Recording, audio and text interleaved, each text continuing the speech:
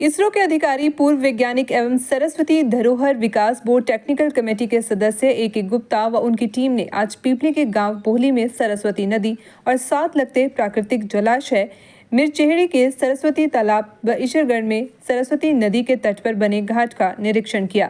इस दौरान सरस्वती धरोहर विकास बोर्ड के उपाध्यक्ष धूमन सिंह किरमिच, सिंचाई विभाग के एससी अरविंद कौशिक भी उनके साथ मौजूद रहे।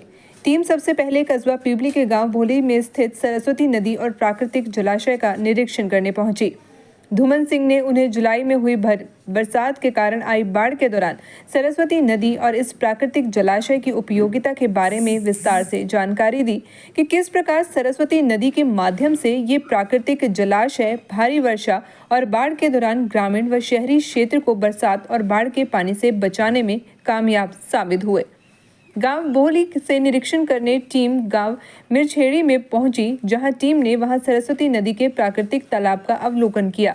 इस तालाब में सरस्वती के पावन जल का वैज्ञानिक ए.के. गुप्ता ने आचमन किया और धूमन सिंह के नेतृत्व में किए जा रहे कार्यों की जमकर प्रशंसा की।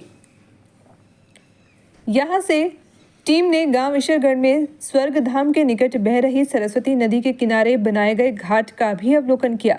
इस दौरान टीम के सदस्यों द्वारा इन गांवों के लोगों से भी फीडबैक लिया गया। इसरो के पूर्व वैज्ञानिक ए.के. गुप्ता ने सरस्वती नदी के उत्थान और विकास की दिशा में जारी कार्यों को देखकर काफी संतोष प्रकट किया और कहा कि आने वाले कुछ वर्षों में ही सरस्वती नदी में निर्मल और स्वच्छ जल की धारा बहेगी, जिसमें लोग स्नान भी कर सकेंगे और अपने धार्मिक अनुष्ठान भी। उन्होंने कहा कि केंद्र और प्रदेश सरकार द्वारा इस दिशा में सकारात्मक कदम उठाए जा रहे हैं। वहीं सरस्वती धरोहर विकास बोर्ड के उपाध्यक्ष धूमन सिंह किरमिच ने भी प्रदेश के मुख्यमंत्री मनोहर लाल का आभार प्रकट करते हुए कहा कि उनके नेतृत्व में असंभव को संभव कर दिखाने की दिशा में प्रयास और कार्य लगातार जारी हैं। सिंचाई विभाग के एससी अरविंद कौशिक ने भी सरस्वती नदी के घाटों, तालाबों और जलाशयों को लेकर चल रहे कार्यों के बारे में विस्तार से जानकारी दी।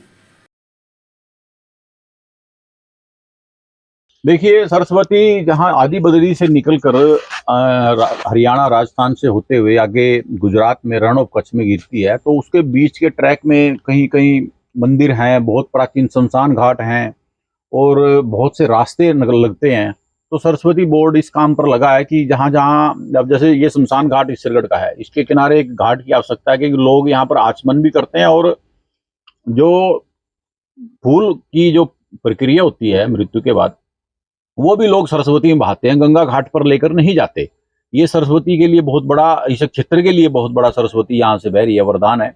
यहीं पर आप देख सकते हैं, यहीं पर ये सारा घाट इसलिए बनाया हुआ है कि लोग, सारा ये गांव से हैं करमजीत जी, तो इसके पीछे भी जितने ऐसे गांव, लगभग 77, मैं अगर बात करूं पेहवा से पहले 77 ऐसे शमशान घाट हैं जो सरस्वती के किनारे हैं। ये बहुत बड़ा सबूत भी है कि सरस्वती इस क्षेत्र से बहती थी। तो इनके ऊपर हम ये घाट डेवलप कर रहे हैं और जहां जहां पुल की आवश्यकता, रिक्वायरमेंट जहां जहां आ रही है, हालांकि पुल बनाने का काम हमारा डिपार्टमेंट सरस्वती बोर्ड नहीं करता, वो हम दूसरे डिपार्टमेंट से करवाते हैं, रिकमेंडेशन हमारी होती है, लेकिन वो काम हो भी जाता है।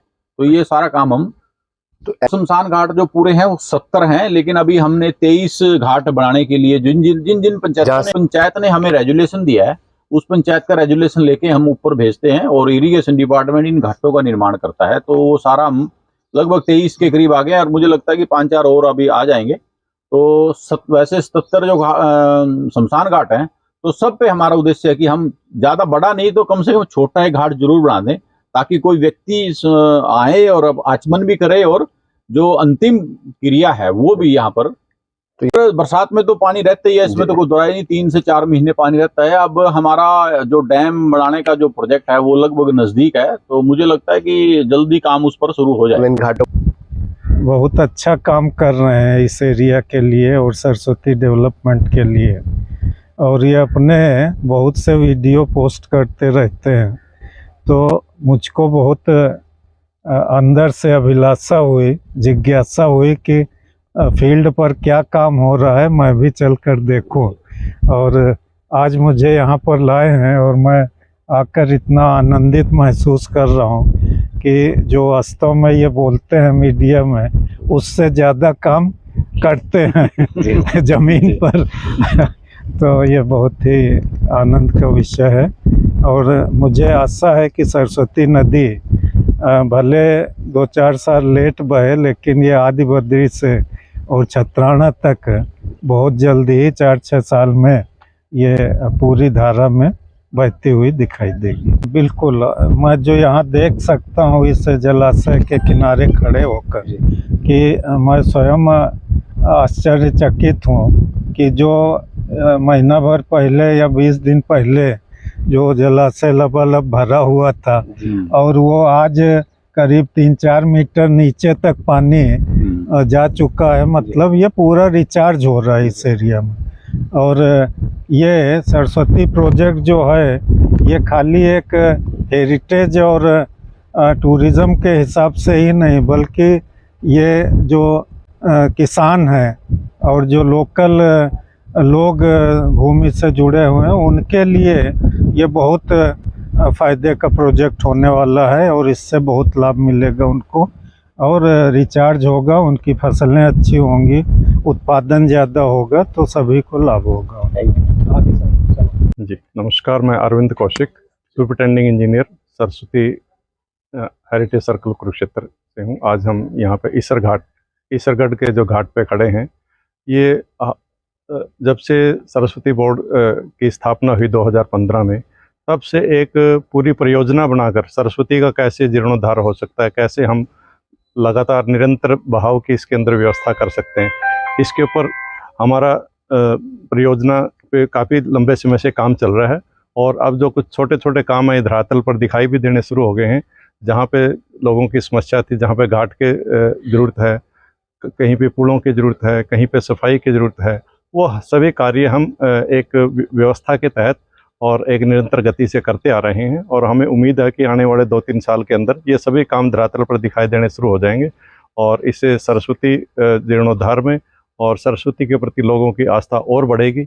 और इससे जो दूसरे फायदे होने वाले हैं, वो जो इस क्षेत्र का जो भूजल है वो लगातार गिरता जा रहा है, उसको ये एक बहुत बड़ी गहन समस्या है जिसका निदान सरस्वती के पास ही है। अगर सरस्वती में बारिश का जल इकट्ठा करेंगे, ऊपर से पानी, एक्स्ट्रा पानी जितना नदियों का उससे जोड़ा जाएगा, तो हम इस समस्या से भी जल्दी निजात पा पाएंगे। धन्यवाद।